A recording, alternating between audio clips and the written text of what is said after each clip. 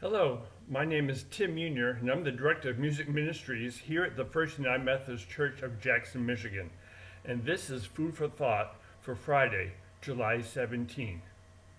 Maybe it was something in the water, but here at the First United Methodist Church this late spring, we had an explosion of grandparents on our church staff.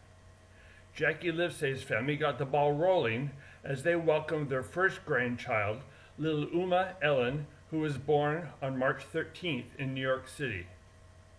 After years of trying to have a baby, my son Matthew and his wife Cheryl had adopted little Elliot Alexander last September. 1 week after bringing him home, they found out that Cheryl was pregnant. Little Olivia Delphine was born on the 27th of this past May. So do the math. They're 8.5 months apart. Reverend Tanya's family finished the run as their son and daughter-in-law welcomed little Henry David into the world in June. As I write this food for thought, I've just returned home from Minnesota where I got to be with Elliot and to meet little Olivia Delphine. This certainly wasn't a sit-by-the-pool kind of vacation. It was a work vacation. Matthew was back at work and had a big week at the Mayo Clinic. I was there to do whatever I could to make life just a little easier. I cooked 3 dinners, I mowed the lawn, I trimmed the shrubs, built shelving in the garage, and then cleaned and sorted the garage. But that was only a small part of my vacation. Most of this trip was spent pacing the living room floor. Between 2 kids, someone always needed to be played with, to be walked, or to be soothed. Most of my 8 days were spent either walking the living room floor or sitting on it to play with little Elliot.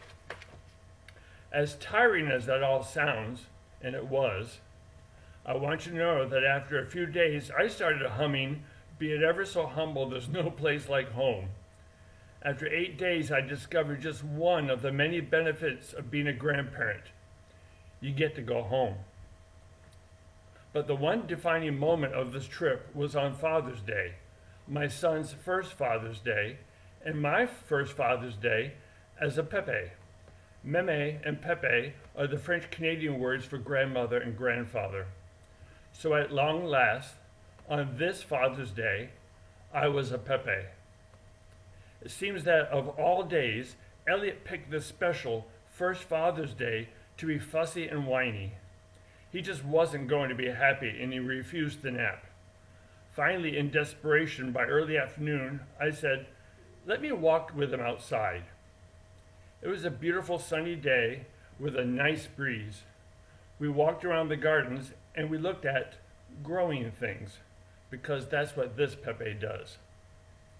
In the back of their yard, their neighbor has a white pine that offers us some shade. We sat on the cool grass under the tree and we just talked. Okay, I talked. I could see that Elliot was settling down and was enjoying pulling on the grass. So as we sat there, I held him up close to my chest and just hummed and rocked. I was soon surprised to see that he was closing his eyes, so I took this as my cue to lay back in the grass with Elliot laying on top of me. With his head on my chest, I continued my soft humming, and sure enough, he fell asleep. He slept on my chest for over an hour on that beautiful Father's Day. Matthew came out at one point and quietly took a picture of little Elliot sleeping on his Pepe's chest. Between you and me, it's a picture that I will hold in my heart for the rest of my life. God has a way of turning chaos and fatigue into something special, and in doing so, pushing aside all the fuss that we deal with on a regular basis. And in clearing out all of the clutter, all that really mattered on that beautiful Father's Day was a nap, laying on the cool grass with my first grandson sleeping peacefully on my chest. What are the totally unexpected gifts that God gives you? What are the tender moments that you remember long after those moments have passed? When Elliot was born and adopted by my son and daughter-in-law, someone left me a book for me on my desk. I'm not sure who that thoughtful person was, but it's a book for grandparents appropriately titled Hugs for Grandparents. I'd like to share with you a couple of short pages from this book. As a grandparent, you can give the gift of wonder better than most. Why? Because you've seen enough of life's paradoxes and mysteries to understand that many questions simply don't have answers, and they don't need them. Trying to explain the inexplicable is the blight of a rational culture that has lost its sense of awe.